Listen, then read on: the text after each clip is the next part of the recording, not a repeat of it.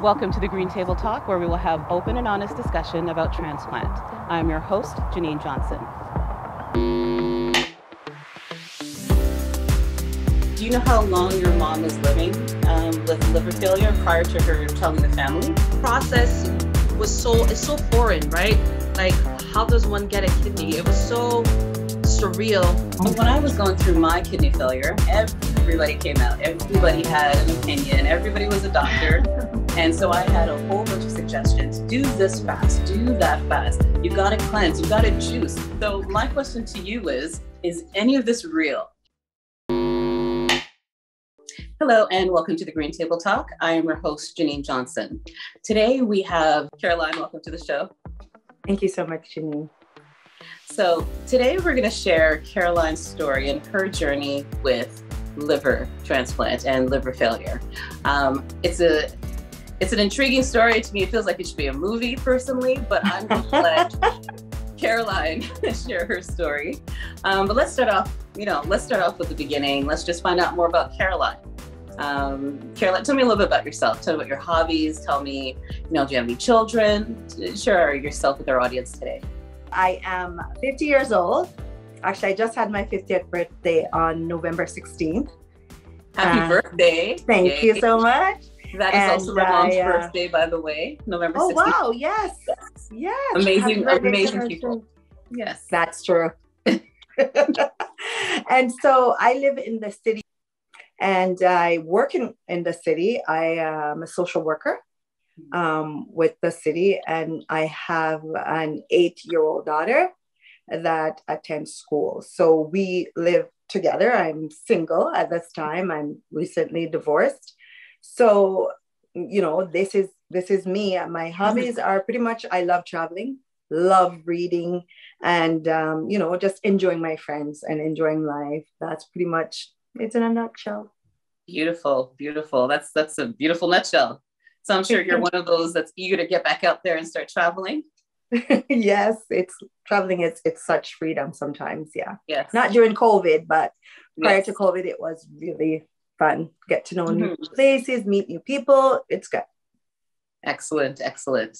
So you had a liver transplant, correct? That's correct. When was your liver transplant? What year do you remember? Yes, my liver transplant was very recent, actually. I had my liver transplant on July 19th. Today is my anniversary of receiving my transplant. Beautiful. So I'm excited. Wow, congratulations on that too. A lot of love and congratulations coming around you. Like, this is your season. It is my season, and I'm so blessed. I'm so blessed. That's amazing. So let's go back a little bit now. Prior to you finding about your liver failure, were you active? Were you into, sports? What was your life like at that time?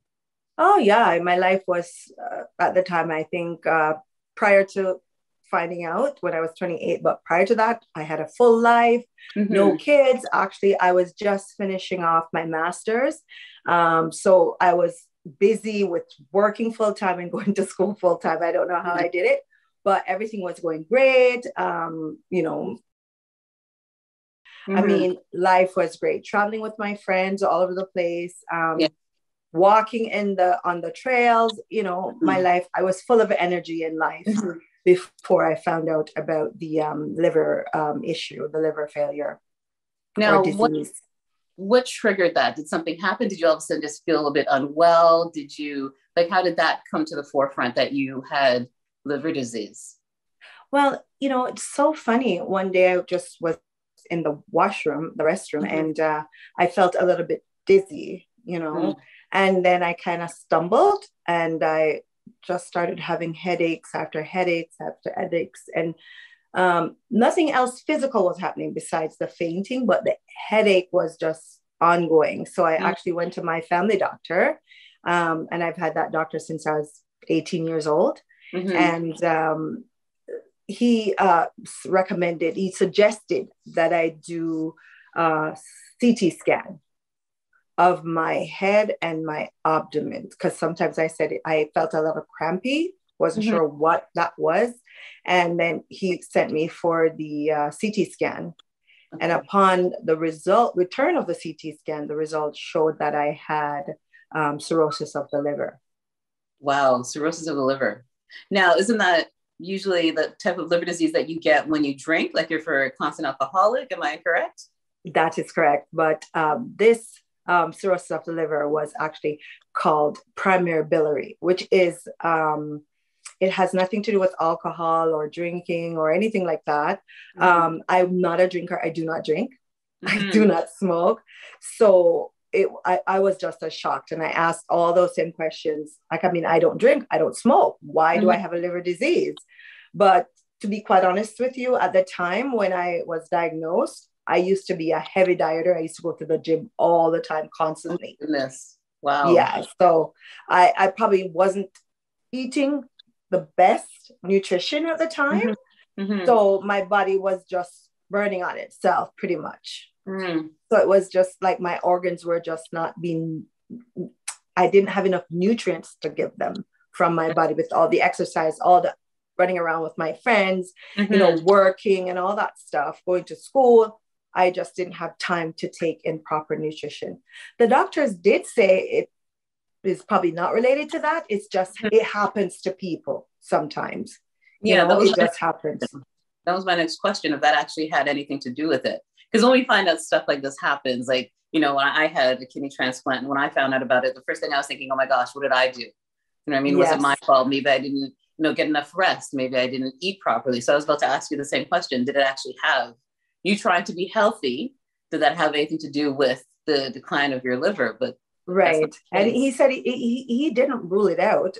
Absolutely. He didn't rule it out. But however, he did mention that due to the fact that I was so active and probably not getting enough nutrients, it could be a possibility, or it was just an anomaly. It happens to people from time to time. You develop diseases that's not even hereditary. It has no rhyme or reason for it happening except for through birth.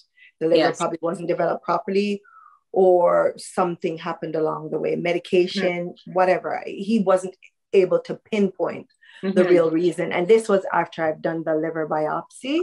Okay. You know, like I did biopsy as well. And this was after the biopsy. They couldn't tell what was happening to my liver, except for the fact that I did have primary biliary, which is cirrhosis of the liver. Wow. Wow. Now, anybody else in your family has any type of liver issues, or anybody else in your family had a transplant, kidney or what have you? Nobody. Everybody's pretty much healthy. The only thing that I know of in my family is our heart failures, and that's 2 people out of my whole host of family members. So no, this was brand spanking new to my family. Everybody was shocked. You know, so, you know, they asked me, are you drinking secretly? Are you drinking and we don't know about it? I said, because everybody, like, my personality is that I ooze like laughter all the time. I'm always, you know, the life of the party. Yes. If you're not careful, you'll think that, oh my God, what did she do? Did she use narcotics? Is she drinking? Why is she always so happy? But no, never drank. And no, never drank. So it was quite a shocker to my family and myself. I think that bubbly personality is just naturally a Scorpio thing. That's how Scorpios are, right? I'm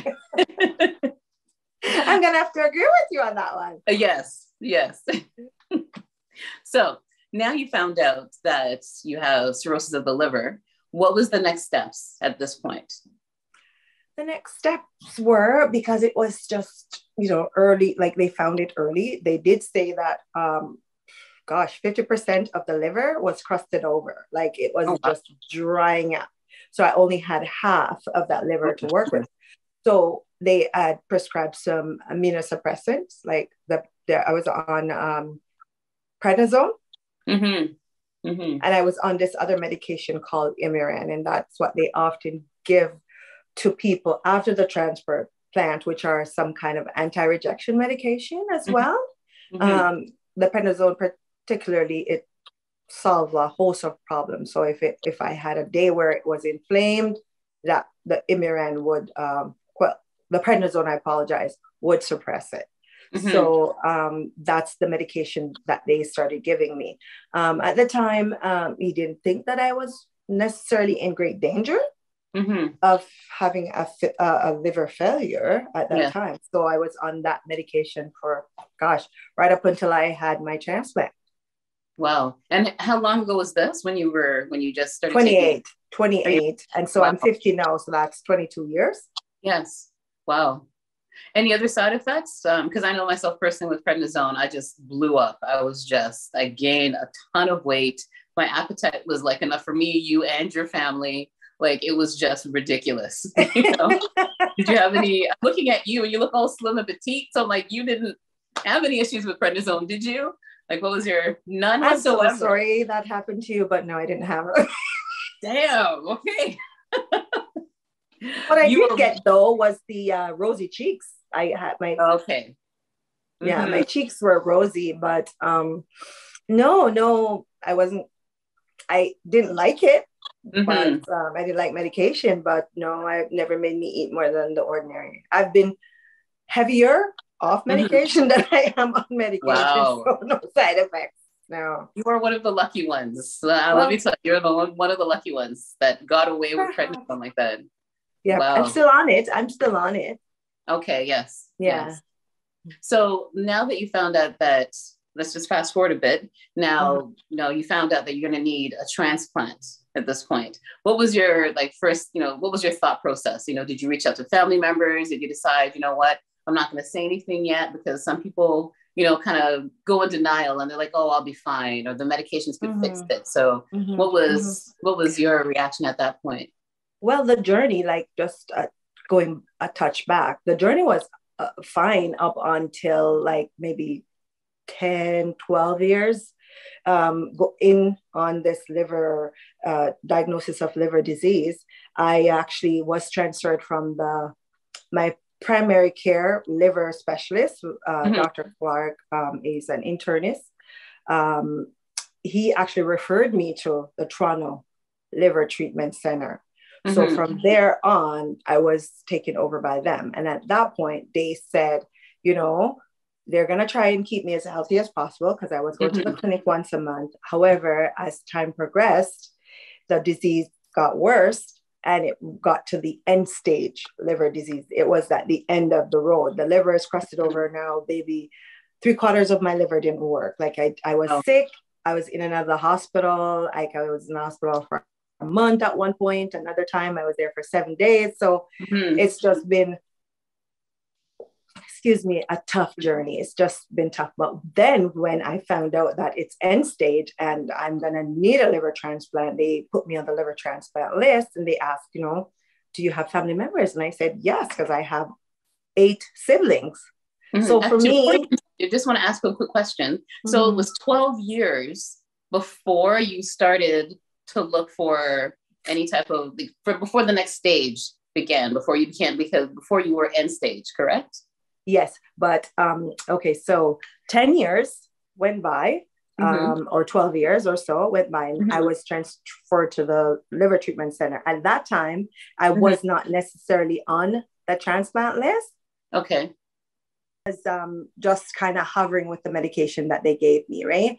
Okay. So I only started looking for a donor 3 years ago. Wow, that's a long time, Caroline. It is. It goes a little bit faster than that. So you have that huge amount of time. Oh my gosh. So even though the liver wasn't well, it was the medication and everything, the nutrition and all that stuff that I was doing was buying me more and more time. Because at one point, 5 years ago, they had me on the transplant list. Then after 2 years of being on the list, they took me off the list because my liver was looking like it was kind of regenerating itself. As we know, the liver is the only organ in the body that goes back, right? Yes. And that can regenerate time and time again. So they took me off that list after 2 years of being on it and said, okay, well, you know what? You're doing so well with the medication, how we titrated the medication, it's working fine. And then all of a sudden, as I continued to do blood work, my enzymes started going up in the wrong direction.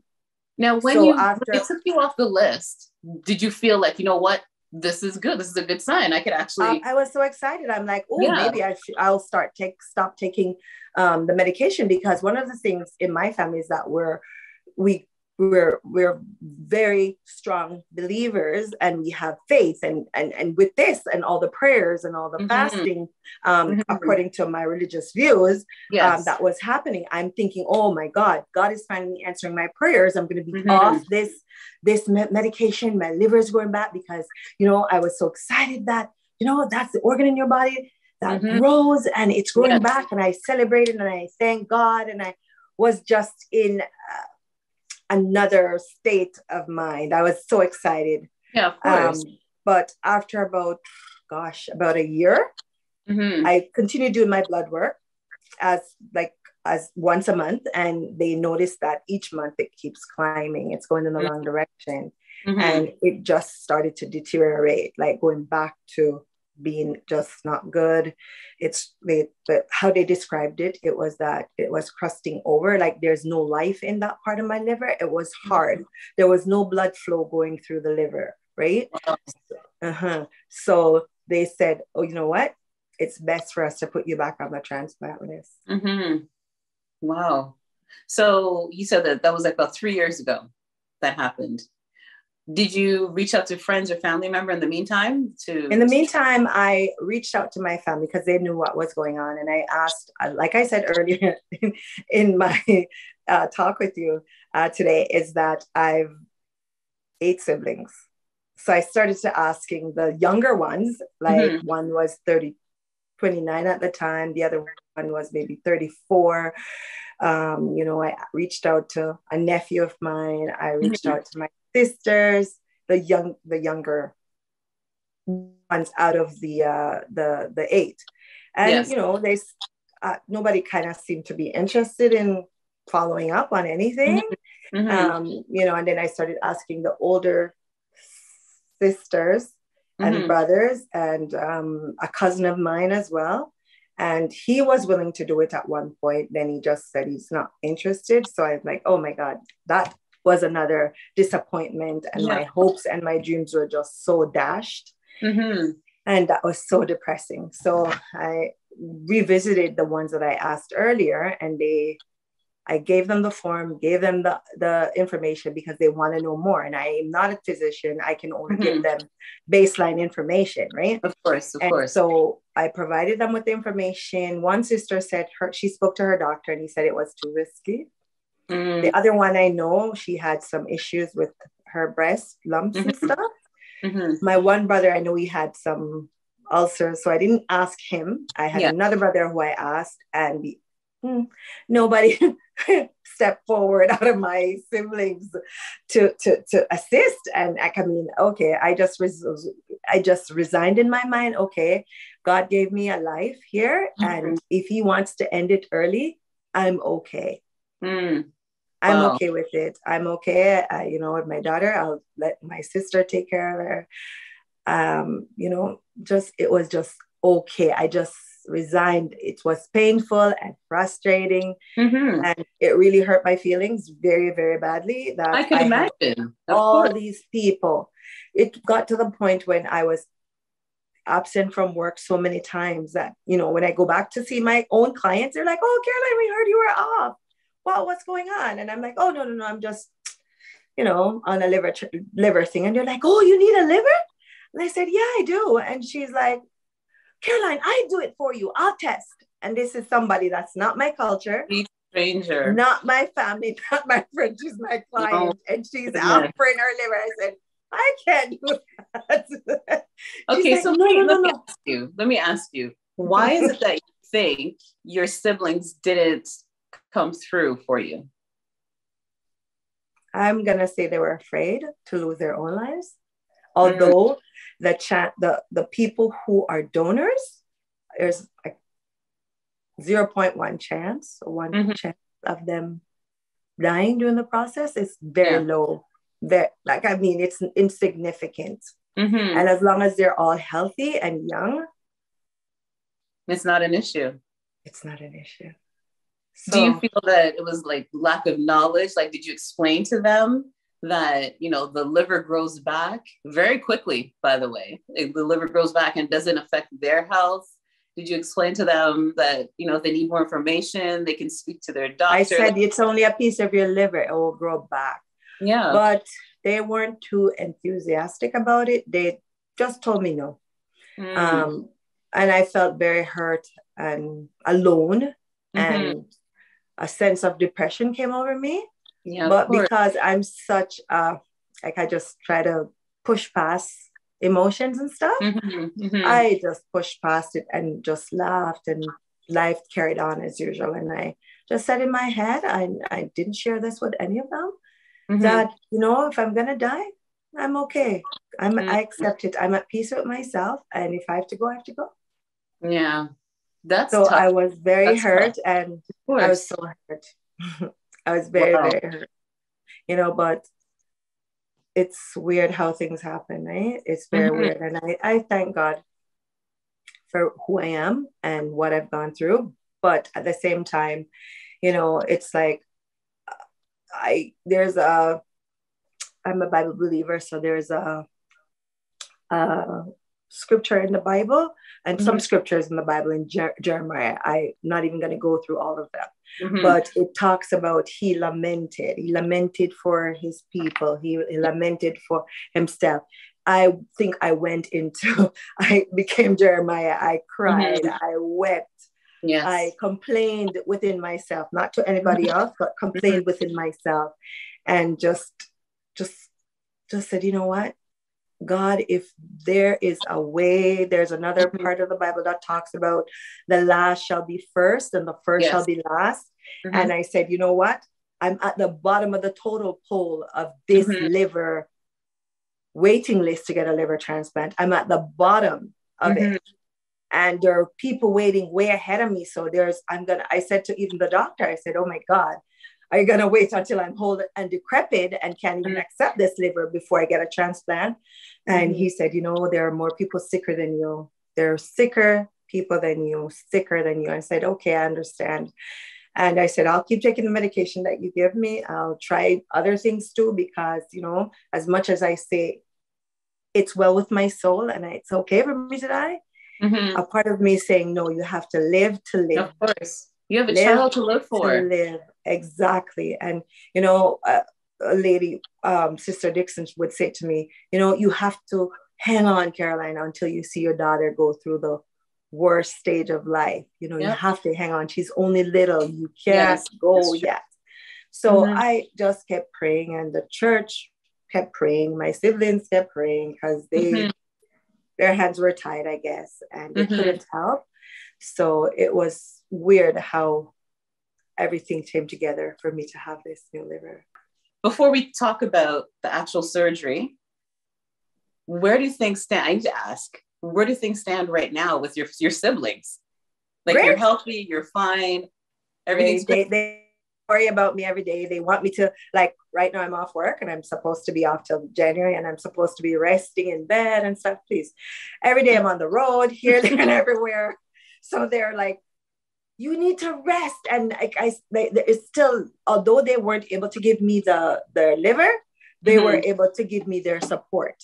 Okay. In terms of cooking, coming to help me take care of my daughter, driving me places when I couldn't drive. My mom was down for like 6 weeks. I was at my sister's house, who her husband offered his liver. They took care of me when I was freshly out of the hospital. So that was so much work. They never slept. They were always tired, because I'm always up in pain, or they have to help me do this. They were there for me. So even though they weren't able to provide the pre-care, they were there 100% for the aftercare. That is amazing. That's good. That's good to hear. So no little bit of resentment or anything kind of hiding inside? No animosity. We have our own animosity outside of the liver. That's another story. That's what family's all about, right? Exactly. But we're all good. Like, great. I have good support from them now. They're very supportive. I can't even say that they aren't at this post liver transplant stage. That's incredible. Amazing. Yeah, that's amazing. Incredible. So let's talk about the transplant now. So you found out you're at the bottom of the list. There's no one that can help you. There's no one that's willing to donate at this point in time. You're feeling down, you're feeling out, you're feeling like this is, like you said, if this is the way I'm supposed to go, then so be it. That will be done, and that's it. Then what happened? Okay, so then I actually went and got my vaccine, and then a couple of days after that I was sick, so they told me that my body is going into, it's toxic, like it's toxic, so I had to get a blood transfusion. 5 days I was in the hospital for, and then they were all worried, and then I was discharged from hospital, was off work. Then the Toronto Liver Treatment Center, I was supposed to go there within the next 2 weeks just for my clinic, and they called me and said, you know what, we have something to discuss with you. I think we have a donor for you. Can you come in and talk to us at the hospital?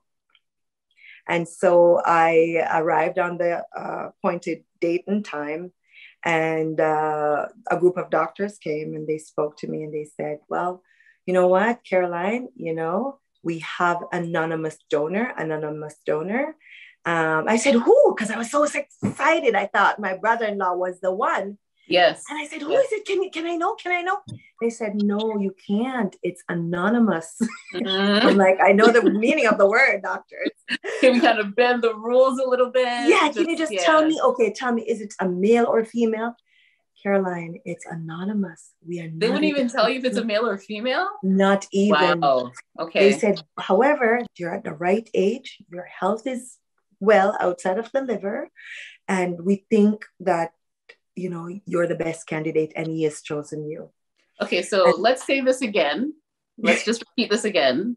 Someone anonymously decided that they want to donate their liver to you. I just have to make sure I put that out there again, because that's exactly it.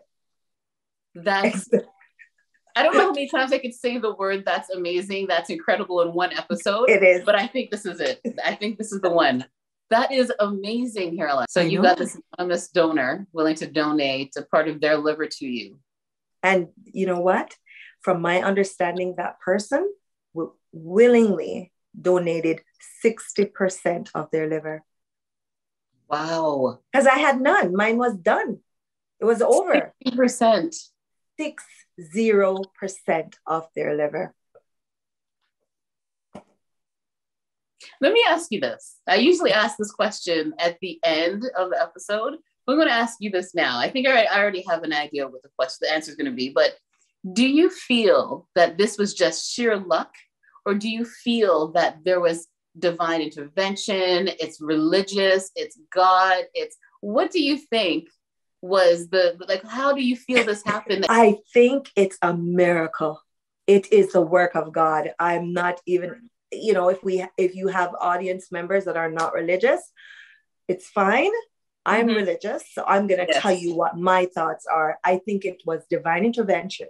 Earlier in our conversation, I said the last shall be the first. That's and right. The first shall be the last. That's right. There is a big thing in the Bible about that. And the story goes is that a man, he has a vineyard, and the people who started at 9:00, he offered them $1. If you came at 4 p.m. in the afternoon, you're getting the same $1. And your workday ends at 6. So I think for that, I was the last. I don't know if I was at the very, very bottom. Yes, but you weren't anywhere near getting a liver anytime soon. I wasn't even halfway or 3/4 way to the top. So I believe this was divine intervention. It was orchestrated by God, and it is a miracle. Amen. I believe it is a miracle. Because there's too many things that happened in your story, Caroline, to say, oh, it was just a coincidence. Or just to say, oh, it was just luck. It was just too many things. I'm not going to agree with that. I'm going to say it's a miracle. It's divine intervention. It is. Definitely. And no one can take that away from me because I'm the one that experienced it. I'm the one that's going through the process. I'm the one with the new liver, and I'm the one that was at the bottom of the list, and I'm the one that suffered. And I know this is a miracle. God is watching over you, my friend. Definitely watching over you and your family. He is. And I thank him every day. So it's the day of surgery. You're going in to get 60% of someone's liver. What's going through your mind? How are you feeling? Well, it was so funny. There's a story that my sister and we chat about even till today.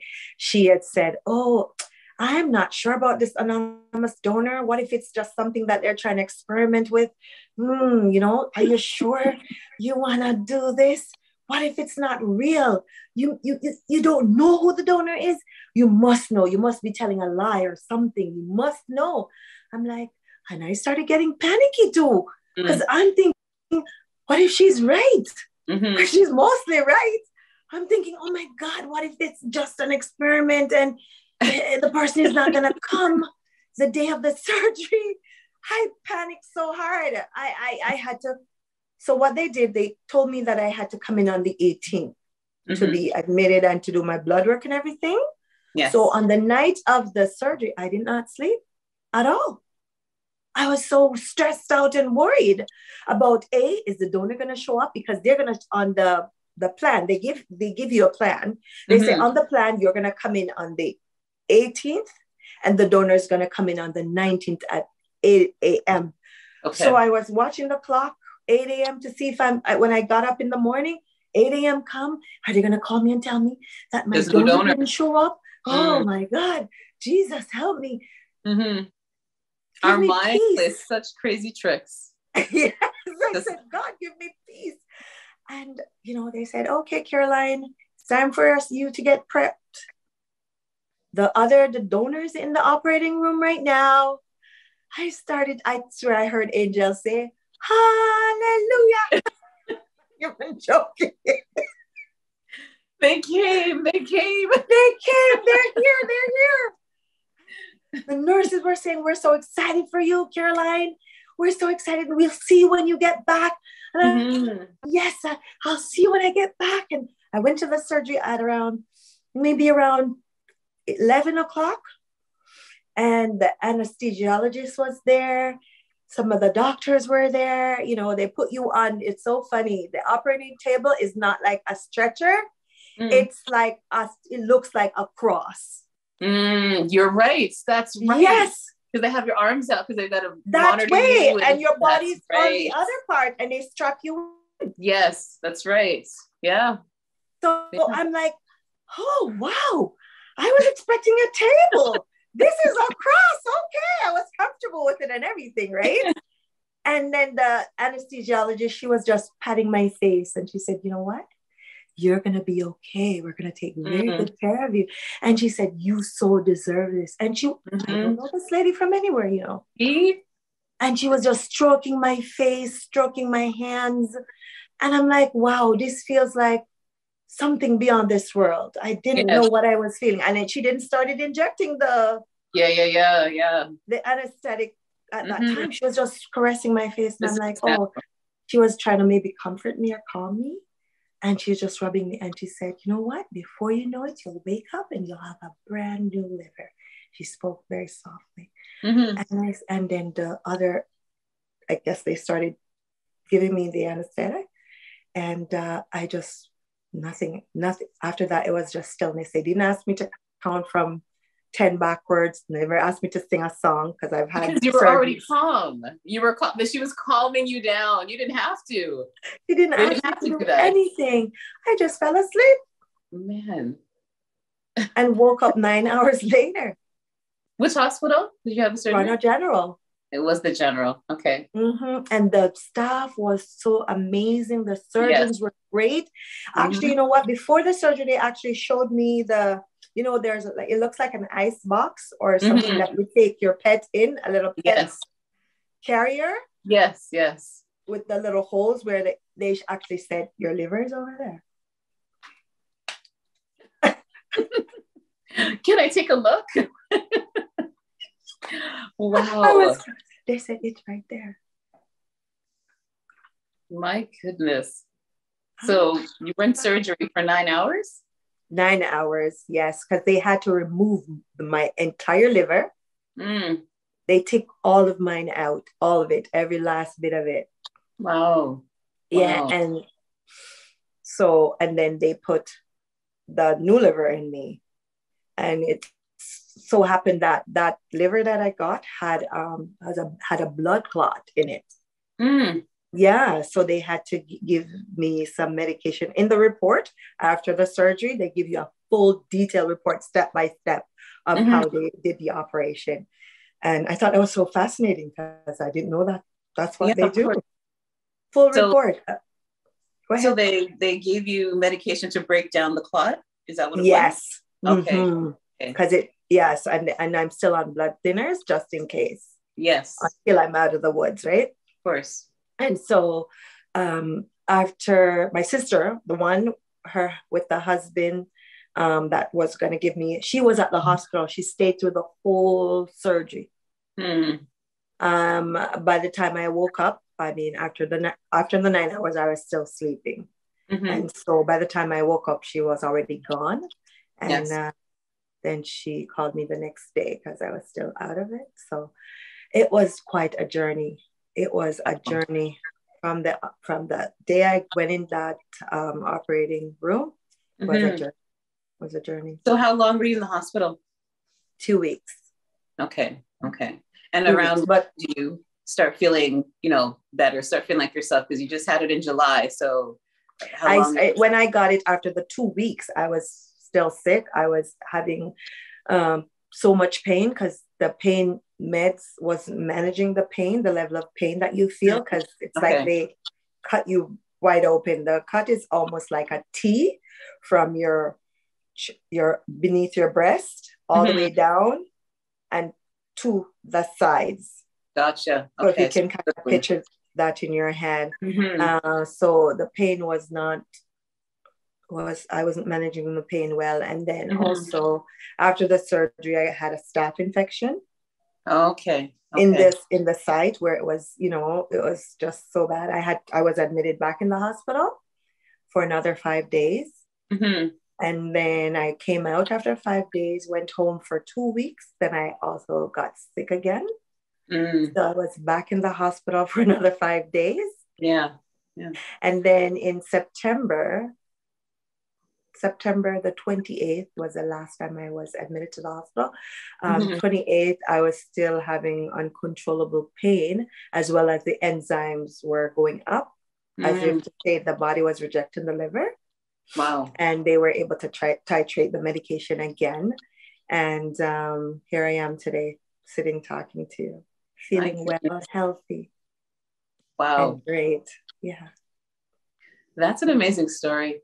That is just an amazing, I felt like I've been on a roller coaster with your story. It was that is an amazing story. Do you feel like since you've had the transplant, have you had any like cravings or things that you've never had before? The reason why I'm asking is because I've heard, and I've personally experienced, by the way, that once you've had a transplant, like liver or kidney, what have you, whoever you receive the organ from, you kind of adapt, you get some of their, I guess, habits or cravings. So my donor, Christy, I received her organ and she had these cravings, like late night cravings and all that stuff, she said. And then when she donated, they were gone. Meanwhile, so you got them. Here I am sitting here at like 2, 3, 4 o'clock in the morning, and I am starved, and I am eating and eating, and I'm like, what is going on? Bring it on. Right? And so, but she said she didn't have it. She didn't have it after the surgery. I don't know if she has them now, but I started eating like a pig. I was just like, are you serious? Yes. No, I don't really. I'm not a big foodie, so I don't know. The only thing that I can think of is just telling my organs to behave and accept this new liver. You better welcome this liver. Hug it and live good. You guys need to be in harmony. Yes. Because sometimes the numbers do go up from time to time. Actually, 2 weeks ago, the enzymes were over 200. Oh, wow. Yeah, which I was shocked because I'm thinking, okay, here I go again, going into the hospital. Here I am going into the hospital again. I'm going back in the hospital. I'm going back in the hospital. And they were able to talk to me about my medication, change them around, and they're back to normal. My enzymes are back to normal. But one thing that I can say, though, is that after the liver transplant and how I am now, I just feel like, like a purging or a cleansing of my mind and my body. And just people who I hang out with and things that I used to do don't interest me anymore. So that could be it. I'm not interested in doing much of anything. Yes. Maybe the person was like a yoga instructor and they're very zen. Yes. And that's why you're... Yes. I'm like, listen, I don't want to. I can't. Yes. Normally I said, okay, I'll do it. Like, no, I can't. No. Yeah. No, I'm going to bed. Sorry, no. So I don't know if that's something, because normally I'm up and out of here. Like I never stay indoors. And I've been staying indoors so much since I've had my liver transplant. Maybe they were an indoor person too, right? Because I've read online that actually happens. I thought it was just me, because I've had a whole bunch of crazy stuff that happened throughout my journey. That's a completely different episode. But I thought maybe that was just me. And I went online, I researched it, and that actually happens to some people, that they've discovered that, whether, they're more athletic now, they feel like they want to exercise more now, and the person was probably like an exercise instructor or something. Like they knew who the person was. And they were yes. Also, I wrote a thank you letter and they'll pass it on. That's just good. To say thank you very much. And I talked about the journey. I can't identify myself though either. Oh, okay. I didn't know that. I can't put any identifiers in the letter. I wrote a 2-page letter. It was just so, like, I was sobbing because this is just so incredible, and it's just a wonderful thing. It's a miracle. Wow. Caroline, thank you for sharing your story. Thank you for reinforcing that God is good. Amen. And thank you very much for, taking the time and just putting this out there, sharing the good and the bad. I am happy you're healthy and strong. You're beautiful. You look great. And I'm just happy to have you on the show. I'm happy you're here. Thank you so much. And I'm happy to have shared my story. And my hope is, as I share my story, that others would listen and be willing to organize ourselves as a community to start donating to our brothers and sisters. That's my hope. Yes, and educate ourselves as well. Absolutely. We can't use lack of knowledge as a reason as to why we can't donate, why we can't help. That's not good enough. We can't do that. We're better than that, right? The knowledge is out there if you want it. Exactly. And maybe one of the things that we could do is that's like, with your round table or with the groups or whoever are formed, that could just be a whole session of training about organ donation, because a lot of people, you're right, don't know. That is a great idea. That's a great idea. Caroline, once again, thank you very much. And please feel free to come back anytime. I would love to have you on the show. Thank you. Yes, for sure. An update. Yes, exactly. That's a good idea. Very good idea. Thank you so much. Now, usually at the end of the show, I will just put out a little tidbit, a little, positive vibe out there for the viewers. And today, the positive vibe is you are valued and there is nothing you can't do. Keep that in mind. Thank you very much for watching the show today. I'm your host, Jennen Johnson, and we'll see you again next time. Bye-bye.